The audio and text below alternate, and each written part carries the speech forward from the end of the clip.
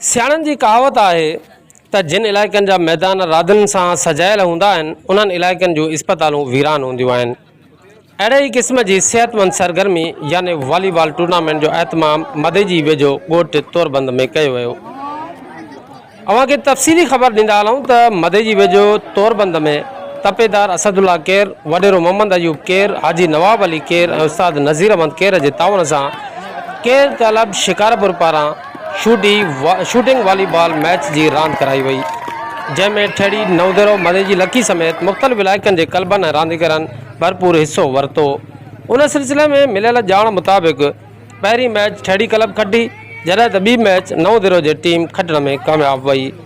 जॾहिं त सिज लही वञण सबबि टी मैच ड्रा थी वई, जंहिं सबबि फाइनल न थी सघियो।